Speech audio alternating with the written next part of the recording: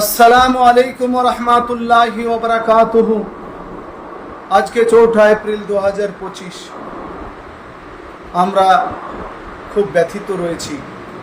আপনারা সকলেই জানেন, গত দুদিন লোকসভা এবং রাজ্যসভায় ওয়াকফ সংশোধনী বিল 2024-25 পাশ হয়ে গেছে। আমাদের বুজুর্গরা, দেশপ্রেমিকেরা, বুদ্ধিজীবীরা সকলেই মনে করেন ভারতবর্ষের স্বাধীনতার পরে মুসলমানদের জন্য, সংখ্যালঘুদের জন্য ক্ষতিকারক বিল হচ্ছে ওয়াকফ সংশোধনী বিল, যা মোদিজির নেতৃত্বে রাজ্যসভায় লোকসভায় পাশ হয়ে গেল।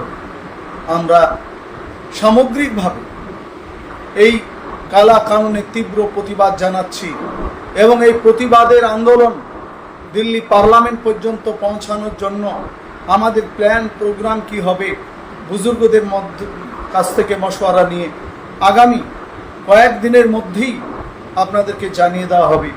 জেলাবাসী, আমাদের জমিয়তের যারা প্রাণপ্রিয় সদস্য, সকলের কাছে একান্ত অনুরোধ, আপনারা যে যেখানে যেমনভাবে ডাক পাবেন আপনারা আশা করছি সাড়া দেবেন।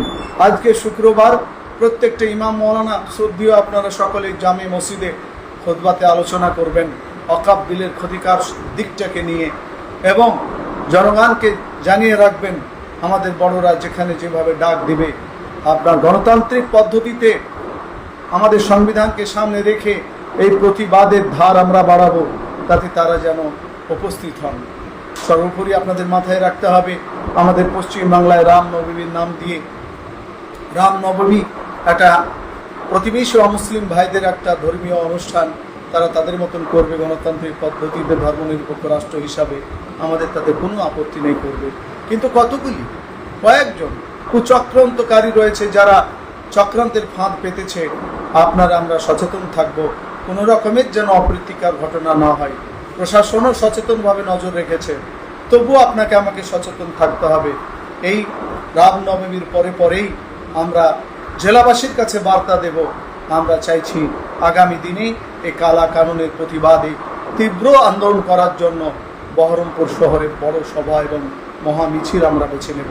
আশা করছি আপনারা দলে দলে সাথ দেবেন। আর পরিযায়ী শ্রমিক বন্ধুদের কাছে বিশেষ নিবেদন, আপনারা বাড়িঘাট ছেড়ে ঈদের খুশির পরে আবার পশ্চিমবঙ্গের বাইরে পাড়ি দিবেন। অনেক জায়গায় অনেক সমস্যা ঘটছে বারবার। আপনারা সচেতন থাকবেন, সংঘবদ্ধ থাকবেন, সম্মিলিত থাকবেন এবং সচেতনভাবে যে কোনো অপ্রীতিকর ঘটনাকে এড়িয়ে যাবেন, নিজের জান মালের হেফাজত করবেন। আল্লাহ যেন আপনাদেরকে হেফাজত রাখেন এই কামনা করছি। আসুন আমরা কাঁধে কাঁধ মিলিয়ে আমাদের বুজুর্গদের পথ এবং তাদের পরামর্শকে সামনে রেখে ভারতবর্ষের মাটিতে এই আন্দোলনের জন্য যে কোনো কোরবানি আমাদেরকে দিতে হয়, আমরা তার জন্য সাড়া দিব ইনশাআল্লাহ, এই কামনা করছি। আমি মুফতি মোহাম্মদ নাজমুল হক, সাধারণ সম্পাদক মুর্শিদাবাদ জেলা এবং সহসভাপতি রাজ্য জমিয়তুল উলামা পশ্চিমবঙ্গ। আসসালামু আলাইকুম।